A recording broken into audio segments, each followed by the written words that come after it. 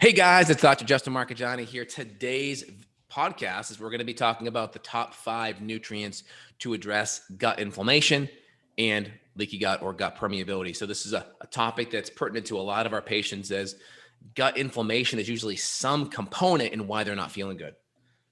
So I'm really excited to address this today with Evan. We're going to dive into the things that we do clinically, the things that work with our patients, the things that actually get results. We'll break it down and we'll kind of give you guys some action items for today as well.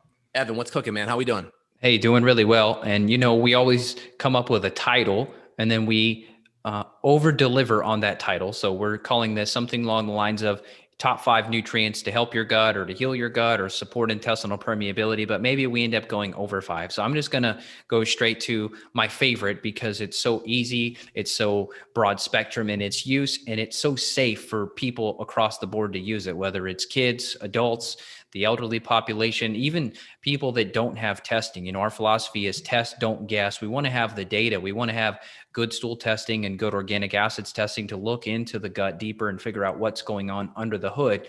But there is usually a 3, sometimes 4-week timeline between talking with a client or a new patient and then getting the test results. So what do we do to help these people in that in-between time before we can do the real work based on the data? I'd say my favorite is probably aloe.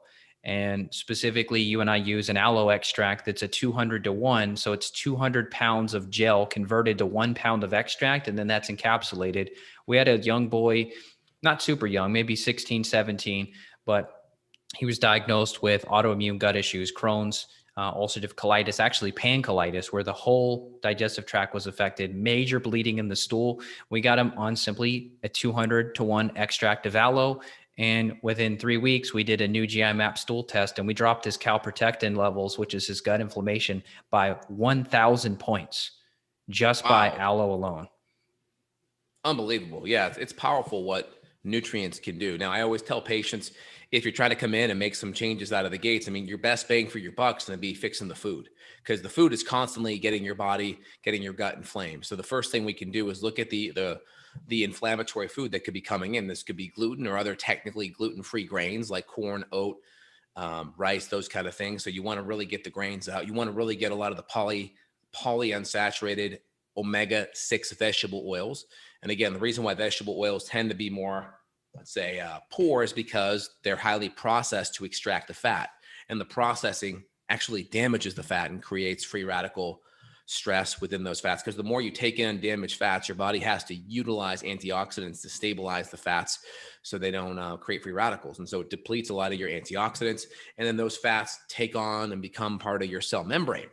And to have healthy cells, you have to have good membrane, because the membrane essentially is the brain of your cell. It provides a lot of good cellular communication happens with the membrane. So if you have junky fats, whether it's omega-6 junky fats or trans fats like hydrogenated soybean oil, right? Those kind of things, canola, safflower, those are going to be more junky omega-6, and they're going to really not make the healthiest cell membranes. They're going to deplete your antioxidant reserves. And if they're on the trans fat side, they'll make your cell membranes very inflexible too. Yeah, good point. And I apologize for skipping over the diet piece. You think of the typical American person, they think, just give me the pill. Give me the magic remedy. So we'll talk about some of those remedies, but yeah, you make a great point. You can't go out to Pizza Hut for dinner and then just take an aloe capsule and everything's going to be okay. Correct. Yeah. So it's good to look at the foundation out of the gates. I'd also say, I'll just kind of put this next category into a broad category and just say amino acids. And these amino acids could be things like N-acetyl glucosamine, NAG. They could be things like glycine, which are going to be very high in collagen or bone broth.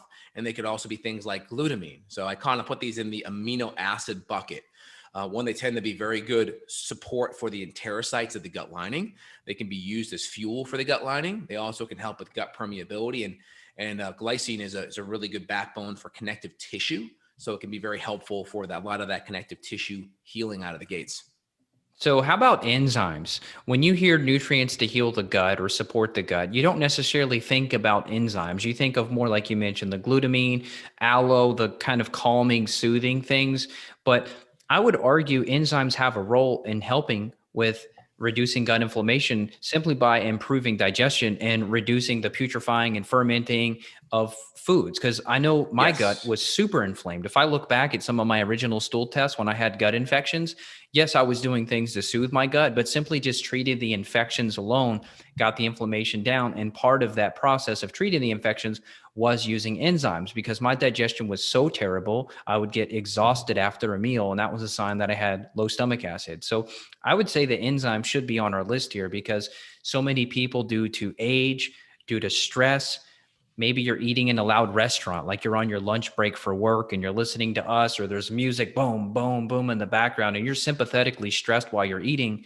Enzymes, to me, would be a good insurance policy to help break down your foods and then therefore reduce inflammation.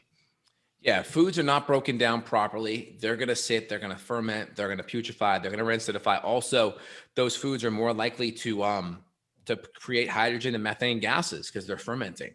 And those gases can throw off your motility and how you move the bowels. And if the bowels are one, too short, or I should say too fast on the diarrhea side, you may not absorb those nutrients well. And if they're too long on the constipation side, you may reabsorb fecal toxins. And so, long or short on the bowel motility can definitely affect absorption or create more toxins in the body. So I think that's a big one. And then just kind of connecting the enzymes, and we could throw HCl in there too, because HCl helps activate enzymes. I would say chewing and really just the mastication and healthy eating habits, because chewing your food up really fine allows more surface area for those enzymes and acids to work. So you can have a good amount of enzymes or acids. You only have a couple of chews, you swallow your food. Those enzymes and acids aren't going to work as good as you really chew it up, 32 chews, one chew per tooth, ideally like an oatmeal like consistency, and allow those enzymes and acids to work better. Yeah, I'm 8 teeth down, so I guess I get off the hook with 32. I have my wisdom teeth and I have my 12-year molars out. So, uh, Oh yeah, there you go. I mean, I have my wisdom teeth out as well. So I'm kind of at 28 as well. So I get it. So let's just say 30 plus or minus a couple. it's hard. I've tried to do that. I've tried to do that many chews. Oh man, my jaw gets tired. So, and that's the problem too that we have with our food is like you go to Chipotle, for example, everything's really soft. Like if you get rice, if you get like carnitas, or if you get the chicken, you barely have to chew it. It's almost like mush. So I Yep. try to personally seek out occasionally. I will seek Yep. out whether it's like beef jerky or bison jerky or even just a steak. I try to really get something that works my jaw because I just feel like in America, our food is so soft and easily digestible that we don't have to really chew anymore.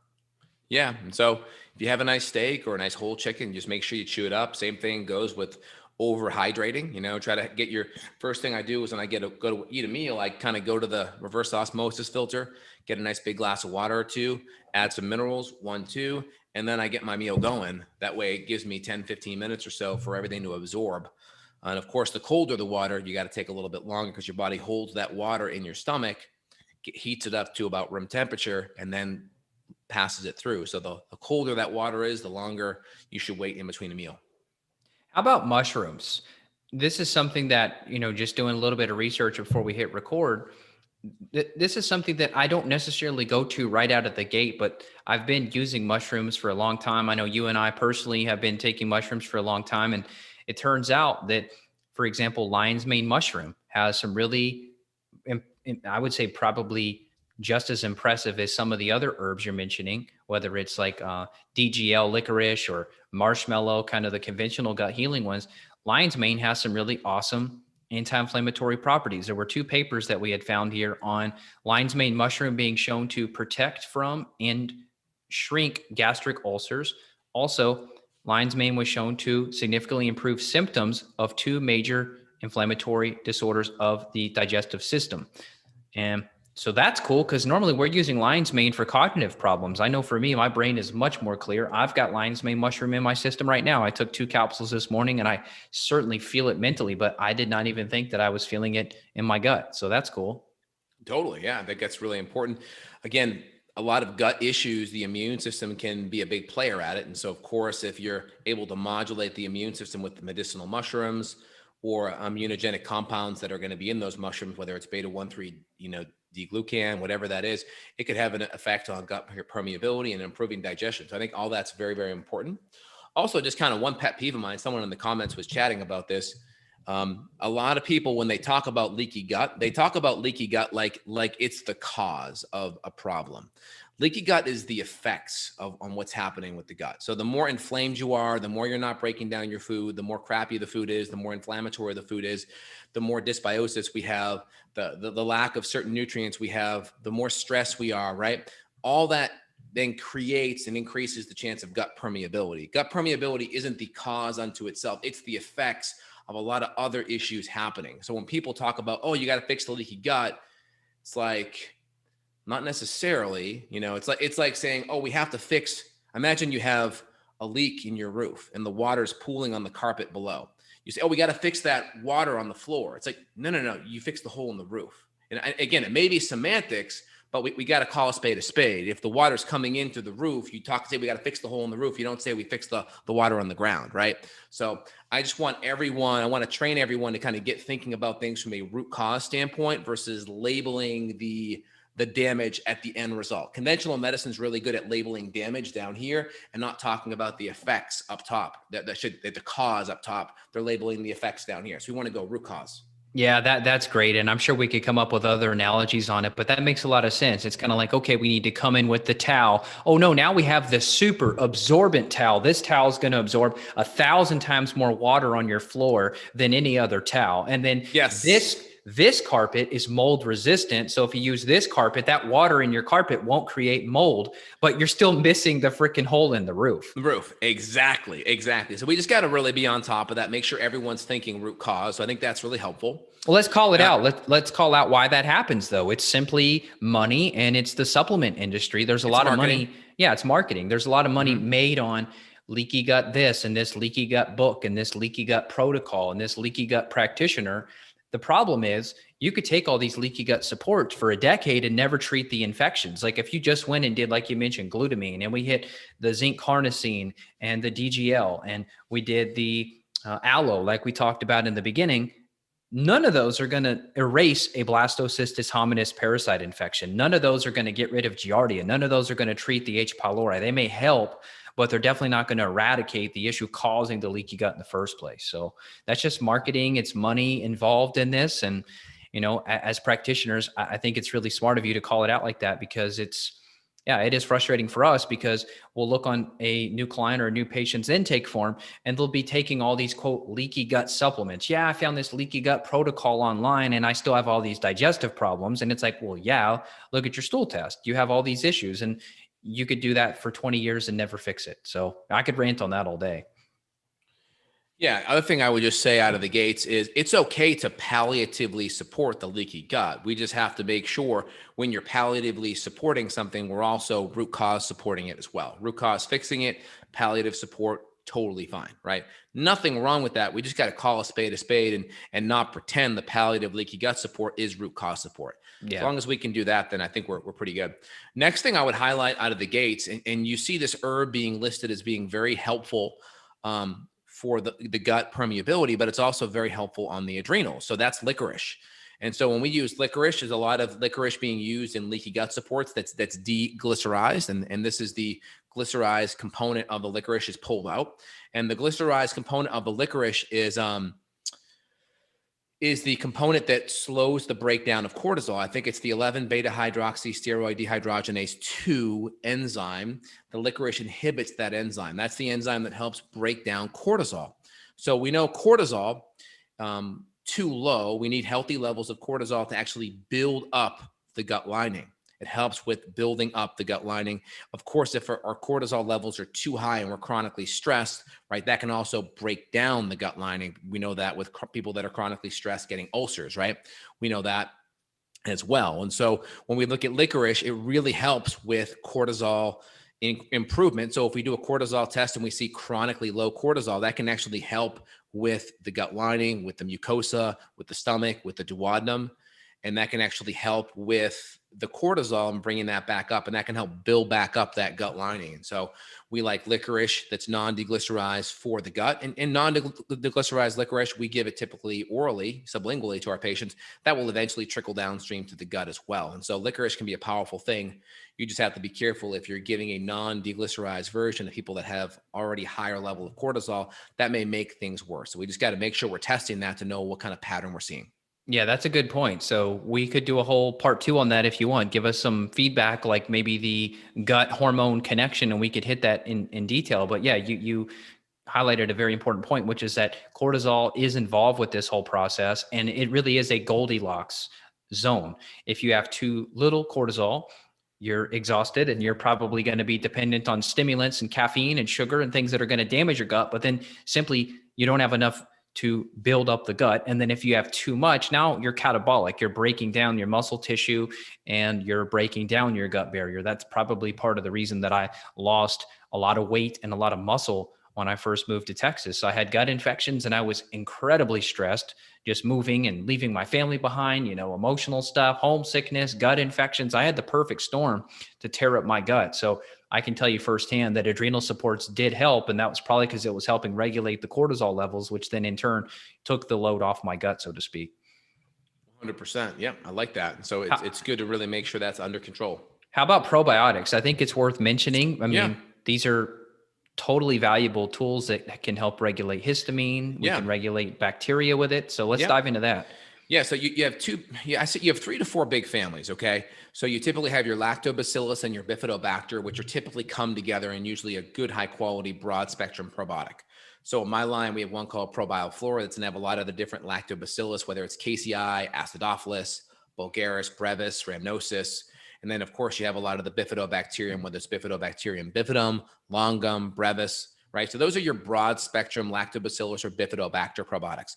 Lots of good data, lots of good research, anywhere from food poisoning for inflammation reduction, gut permeability reduction, nutrient absorption. There's all kinds of different studies connecting the dots on those. So that's kind of the Bifidobacter lactobacillus. Of course, we have more of our spore-based or soil-based probiotics.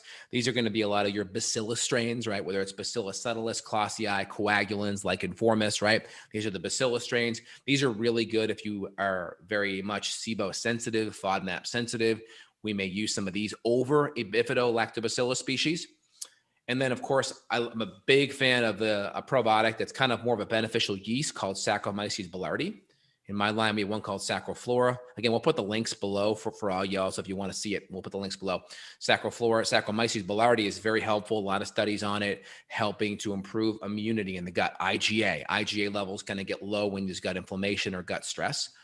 Of course, it's going to help with food poisoning. A lot of studies on it helping with H. pylori, C. diff, Clostridium difficile, Blastocystis hominis.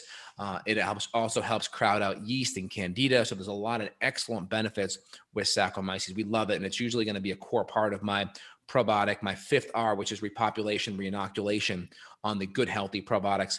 Once the 4th R is done, right? 4th R is going to be removing the gut bugs, removing the gut infections.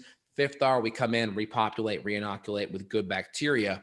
Most people kind of switch. They want to start probiotics sooner, and that may not be the best step.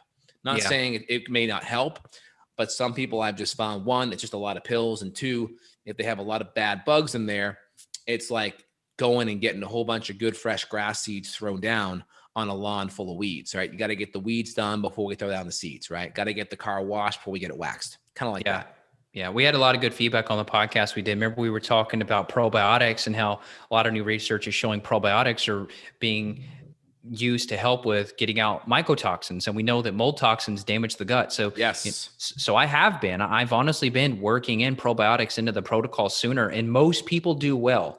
There are some, like you said, that just don't. You got to pull the weeds before you throw the seeds. But there are a lot of people doing really good with throwing probiotics in sooner in the protocols now. So like you said, if they can handle the amount of pills, maybe we try to sneak 1 or 2 in, or we could do like powdered versions. Typically it's like a 1/4 teaspoon. We could throw in a blend like that. Sac B, you could do powder and maybe throw it in a smoothie or something. So we are trying to integrate those a lot. And I've had amazing success personally with probiotics. So I think it's interesting. There's still a lot of people that poo-poo probiotics. I know you and I, we kind of get so caught up in the clinical trenches that we may miss some things. But I do get a couple of emails, here and there from people, clients sending them like, hey, this guy like says probiotics are a waste of money, and that they don't work. And I would just say that's not true. We have so much clinical data personally. It's all about context, right? It's like, Yeah. if someone comes in, they have chronic gut issues, and they're just taking a probiotic thinking that that's going to be the answer to their gut problems.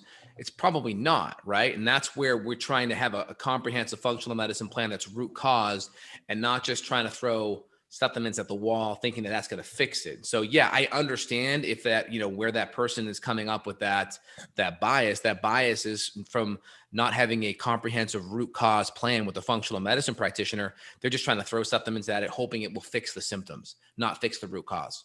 Well, good point. Here's the other thing too. It's even some probiotic companies will say that about other companies. It's more of a marketing thing, like, hey, their probiotic is crap, or it doesn't work because of X, Y, or Z. But I will just say, with what you and I use clinically, we're using professional supplement manufacturers, exclusive only to healthcare providers. And a lot of the stuff we use, we have extended release technology. So one argument is like probiotics are going to die in the stomach. They're not even going to make it to where they need to.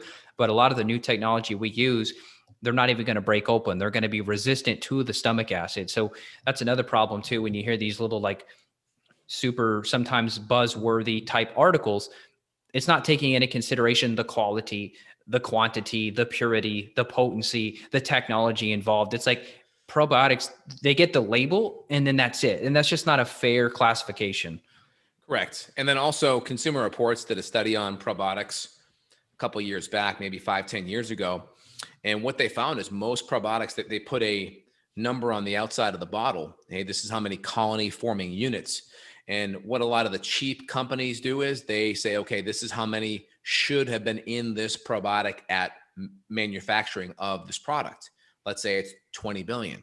Now, what the professional companies do is, right, when you're buying high quality professional ingredients, they're going to say, this is how many colony forming units should be in this capsule at expiration. And so you're looking at something like 2 to 3 times the amount of that species, that CFU on the bottle, colony forming units, is going to be typically in there. So when you see, like in my probiotic, I think it's 40 billion per 2 capsules, right? That's going to be what's in there 2 years from now at expiration, right? And so obviously it's going to be 2 to 3 times the amount of that before. And so you want to use professional companies. So what you see on the label is always worst case scenario, number one. And then also how products are stored by professional companies is very important. So like where we have our warehouses, like everything is stored in an air conditioned or a refrigerated environment for a lot of our probiotics. Some don't necessarily need that, but we value the scenario and how that's stored, because that really increases potency too. Yeah. And the funny thing is too, we've seen some papers on supposed expiration dates. That's just something that you and I are forced to do with the professional companies we work with. But, we've seen some research on supplements from 20, 30 years ago still being viable, meaning they still had some potency and purity to them. And obviously they still had a biological effect. So to me, I would, if I had to pick like a consumer shelf bought probiotic or a supposed expired professional product, I'm going to go for the supposed expired product. I'd go for a 5-year-old professional probiotic than a, on the shelf today consumer level. Yeah, exactly. And also a lot of the probiotics or supplements that require refrigeration on the warehousing side, a lot of times you're just not going to get that on Amazon. You're not going to get that level of specificity just because that's not how their warehouses are set up. And so with ours, we make sure that refrigeration components is there, because we're working with patients and we need that potency, because we're trying to get clinical outcomes, right? We're trying to sell and provide a clinical outcome for the patient. And if we're just providing products that aren't meeting that standard, we're not going to win. And of course, we want to be successful on that front. Yeah. Yeah. Well said. Well, I think we covered a lot of it. So the mushrooms are beneficial. Lion's mane, the mushroom is amazing for the brain, but for the gut also. Chaga mushroom would be great. Reishi mushroom could also deserve a good mention. You hit upon the amino acids. So the glutamine or the various types of glucosamines involved. We love amino acids. We use those all the time. You mentioned like collagen also being, part of that makeup. We hit on some of the herbs like the licorice or the DGL version of it, the marshmallow we like to use a lot. We hit upon the aloe, and then we hit the probiotics. I think those are the big categories. And then the enzymes, we hit that too. I think we did a really good job hitting a couple. And I really want to plug in concepts, right? Like a lot of people, they just try to throw information at people and try to memorize that. I think that's not beneficial. But if you can just understand concepts, right? A concept is just something that sticks. You either get it or you don't. And so we try to use a lot of analogies that understand. We try to plug in a lot of the concepts of root cause versus palliative cause. We try to get you to think about, hey, if this helps, why does it help? Is it just an anti-inflammatory? Is it helping just improve better digestion? Is it helping your immune system? Is it helping your adrenals and helping you that your body's natural process to build back up that gut lining? What's the underlying mechanism? Because if you understand that, then you see how it plugs into the greater matrix of healing. Yeah, I mean, I agree 1,000%. So I think the big concept of today is, yes, here are some things, here are some nutrients you can use. However, we really want to make sure you're testing, not guessing. So if you do need the aloe to calm the gut for now, you need the enzymes to help improve digestion for now, you notice that HCl is helping with your heartburn, or you notice that the enzymes are reducing your bloating or your burping or your gas.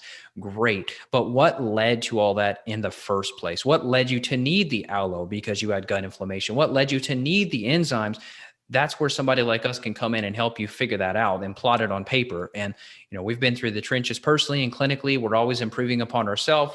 I work on my children. I know you work on your children. We're giving our kids things to help their guts. I mean, so this is there's no finish line. I don't want people to think, hey, I just do this aloe for a month and then I'm done.